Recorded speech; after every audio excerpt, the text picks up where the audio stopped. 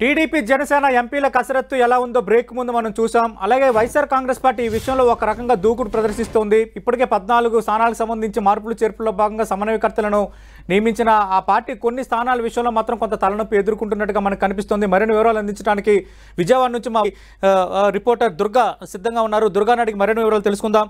దుర్గా, మనం చూస్తున్నాం గత 5 జాబితాలో నిన్న మీరు నేను కూడా మాట్లాడాం. కానీ నెల్లూరు అలాగే ఒంగోలు ఖచ్చితంగా స్పష్టత వస్తుందని అనుకున్నారు. అలాగే మరో 4 నియోజకవర్గాలపై స్పష్టత లేదు. 1 by 1 మనం మాట్లాడే ప్రయత్నం చేద్దాం. ఎందుకు నెల్లూరు ఒంగోలు స్థానంపై ఇంకా అనిశ్చితి కొనసాగుతోంది? స్పష్టత రాలేదా? ఇంకేమైనా తలనొప్పులు ఏమైనా హైకమాండ్ ఫేస్ చేస్తుందా?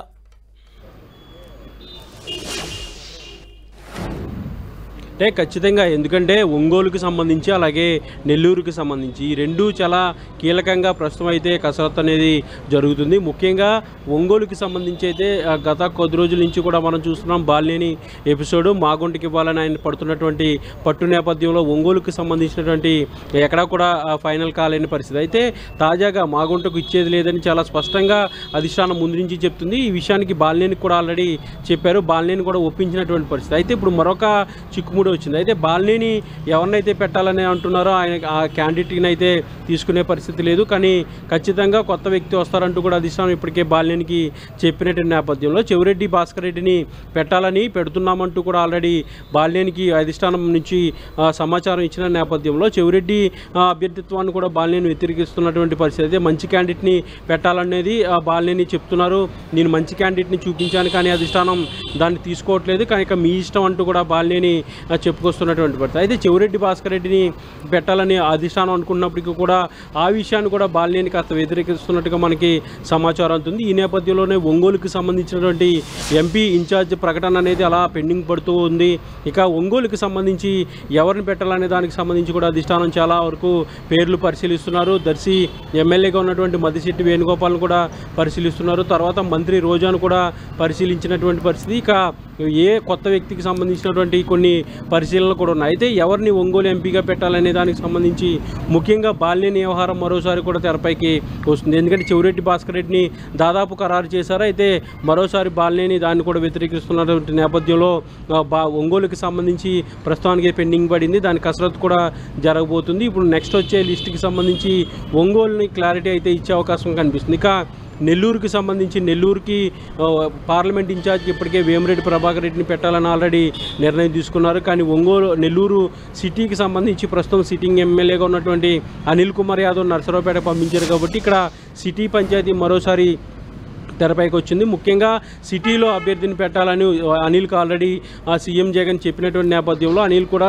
ఎమ్మెల్సీగా ఉన్నటువంటి చంద్రశేఖర్ రెడ్డిని ప్రపోజ్ చేస్తున్నారు. ఇప్పుడు అదే సమయంలో మరోసారి వేమిరెడ్డి ప్రభాకర్ రెడ్డి కూడా తన భార్యకు సిటీ నుంచి అవకాశం ఇవ్వాలి ప్రశాంతి రెడ్డికి అంటూ కూడా ఆయన మరోసారి ప్రపోజల్ని మరోసారి తెరపైకి తీసుకొచ్చిన నేపథ్యంలో నెల్లూరుకు సంబంధించినటువంటి ఎంపీ పరిస్థితికి సంబంధించి కూడా ఇంకా క్లారిటీ రానటువంటి పరిస్థితి. ఇక సిటీకి తన భార్యకు అవకాశం ఇస్తేనే నేను ఎంపీగా పోటీ చేస్తానని రెడ్డి చెప్తున్నట్టుగా మనకి సమాచారం ఉంది. ఇందులో భాగంగానే నెల్లూరుకు సంబంధించి కూడా ప్రస్తుతం పెండింగ్ ఉంది. సిటీ అభ్యర్థి ఖరారు అయిన తర్వాత ఒంగోలుకు సంబంధించి అభ్యర్థి కూడా ఖరారు కాబోతున్నారు. ఇక నెల్లూరు సిటీ ఏదైతే ఫైనల్ అయిన తర్వాత నెల్లూరు ఎంపీకి సంబంధించినటువంటి క్లారిటీ కూడా రాబోతుంది. సతీష్, అంటే దుర్గా, ఇక ఉత్తరాంధ్రకు సంబంధించి మనకు తెలుసు అనకాపల్లి విజయనగరంపై ఇంకా స్పష్టత రాలేదు. విజయనగరం నుంచి బొత్స పోటీ చేస్తారని ఒకసారి, ఆయన మేనల్లుడు జడ్పీ చైర్పర్సన్గా ఉన్న మజ్జి శ్రీనివాసరావు పోటీ చేస్తారని మరొకసారి చర్చ జరుగుతోంది. అలాగే అనకాపల్లికి సంబంధించి గుడివాడ అమర్నాథ్ పోటీ చేస్తారంటూ ఒక ప్రచారం జరుగుతోంది. ఏది కరెక్ట్ అయ్యే అవకాశం ఉంది? ఎందుకు ఈ 2 స్థానాలపై ఈ అనిశ్చితి కొనసాగుతోంది? అయితే ఉత్తరాంధ్రకి సంబంధించి మిగిలినటువంటి స్థానాలన్నీ కూడా ప్రకటించారు. వైజాగ్తో పాటు శ్రీకాకుళం అలాగే అరకు వీటన్నింటికి సంబంధించినటువంటి ప్రకటన కూడా ఆల్రెడీ అయిపోయింది. ఇక కేవలం 2 స్థానాలకు సంబంధించి మాత్రమే పెండింగ్ ఉంది. ఒకటి విజయనగరం, అలాగే ఇంకోటి అనకాపల్లి. ఈ 2 స్థానాలకు సంబంధించి అభ్యర్థిని ప్రకటించే విషయంలో కాస్త ఆలస్యం చేస్తుంది వైఎస్ఆర్సీపీ అని చెప్పాలి. ఎందుకంటే ఇప్పటికే విజయనగరానికి సంబంధించి మజ్జి శ్రీనివాస్ బొత్స మేనల్లుగా ఉన్నారు. చిన్న చీనుగా ఆయన పరిచితుడు అందరికీ. ఆయన ప్రస్తుతం జడ్బీ చైర్మన్గా కూడా ఉన్నటువంటి పరిస్థితి. అయితే ఆయన్ని ఎంపీ క్యాండిడేట్ క్యాండిడేట్గా పెట్టాలని అనుకుంటున్నారు. అయితే ఆ విషయానికి సంబంధించి కాస్త తర్జన భర్జన పడుతున్నటువంటి పరిస్థితి. అయితే మజ్జి శ్రీనివాస్ ఎంపీగా వెళ్లేందుకు తాను ఇష్టపడట్లేదు, అందుకోసం వేరే క్యాండిడేట్ని చూస్తున్నారనేది జరుగుతున్నటువంటి చర్చగా తెలుస్తుంది. అయితే ఈ నేపథ్యంలోనే ఆ ప్రకటనకు సంబంధించి ఆలస్యం అవుతుంది. ఇక అనకాపల్లికి సంబంధించి ప్రస్తుతం అనకాపల్లి సిట్టింగ్ ఎమ్మెల్యేగా ఉన్నటువంటి గుడివాడ అమర్నాథ్నే ఎంపీగా పంపించాలనే ఒక ప్రయత్నం వైఎస్ఆర్సీపీ చేస్తుంది. కానీ గుడివాడ అమర్ మాత్రం ఎమ్మెల్యేగా పోటీ చేయాలని ఆయన అనుకుంటున్నారు. ఆ విషయాన్ని అధిష్టానం కూడా చెప్పడం జరిగింది. అయితే దానికి సంబంధించిన కసరత్తు కూడా జరుగుతుంది. ప్రస్తుతం అక్కడ ఉన్నటువంటి సిట్టింగ్ ఎంపీ ఎవరైతే సత్యవతి ఉన్నారో ఆమెను పూర్తిగా ఈసారి పక్కన పెట్టే పరిస్థితి కనిపిస్తుంది. అనకాపల్లికి సంబంధించి కూడా గుడివాడ అమర్నాథ్ పేరు దాదాపు ఖరారైనా ఇంకా దానికి సంబంధించినటువంటి క్లారిటీ అనేది రావట్లేదు. ఆయన ఎమ్మెల్యేగా పోటీ చేస్తానంటూ కూడా అధిష్టానాన్ని కోరుతున్నట్టుగా సమాచారం ఉంది. అయితే ఎమ్మెల్యేకి ఎక్కడి నుంచి పోటీ చేస్తారు, పెందుర్తి నుంచి పోటీ చేయాలని ఆయన అనుకుంటున్నారు, లేదంటే అనకాపల్లి నుంచి అవకాశం ఇవ్వాలని ఆయన కోరుతున్నారు. కానీ అధిష్టానం మాత్రం వేరే నియోజకవర్గానికి వెళ్ళాలంటూ కూడా చెప్తున్నటువంటి నేపథ్యంలో అనకాపల్లికి సంబంధించి ఎంపీగా అమర్నాథ్ని పెడతారనే ప్రచారం జరుగుతున్న నేపథ్యంలో అసలు ఎవరిని ఖరారు చేస్తారనే దానికి సంబంధించి కూడా క్లారిటీ అయితే రావట్లేదు. ఉత్తరాంధ్రకు సంబంధించి మిగిలినటువంటి అన్ని చోట్ల కూడా పూర్తయిపోయి ఇక అనకాపల్లి విజయనగరం సంబంధించి కూడా క్లారిటీ అయితే 1-2 రోజులు వచ్చే అవకాశం కనిపిస్తుంది. సతీష్, దుర్గా, ఇంకా గోదావరి జిల్లాలకు సంబంధించి మనం చూస్తే నరసాపురం, అమలాపురం ఈ రెండు ఇంకా తేలలేదు. నరసాపురం నుంచి వైఎస్ఆర్ కాంగ్రెస్ పార్టీ సిట్టింగ్ ఎంపీగా ఉన్న ఆయన పార్టీతో ఎడమొహం పెడమొహంగా ఉన్న నేపథ్యం మనకి తెలుసు. ఇప్పుడు నరసాపురం నుంచి అమలాపురం నుంచి ఎవరు అభ్యర్థులు కావచ్చు?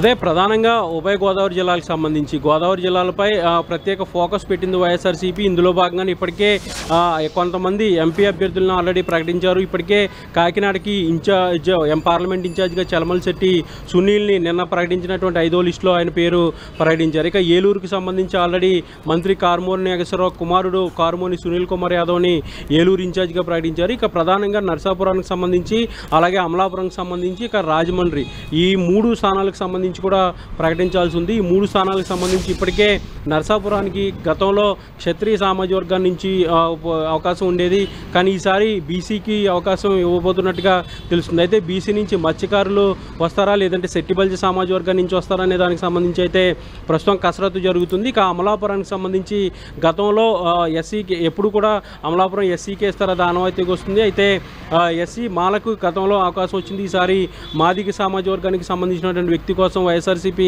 కసరత్తు చేస్తుంది. ఆయనకు సంబంధించిన ప్రకటన కూడా రాబోతుంది. ఇక రాజమండ్రికి సంబంధించి కూడా గూడూరి శ్రీనివాస్ లేదంటే అనసూరి పద్మలత ఇద్దరిలో ఒకరికి అవకాశం రాబోతుంది. ఇద్దరు వైద్యులు, ఇద్దరు కూడా రేసులో ఉన్నారు. ఇద్దరిలో ఒకరికి అధిష్టానం అవకాశం ఇవ్వబోతుంది. ఇలా మొత్తం ఎంపీలకి సంబంధించిన కసరత్తు అనేది చాలా సీరియస్గా సీఎం జగన్ చేస్తున్నారు. సతీష్, రైట్ దుర్గా.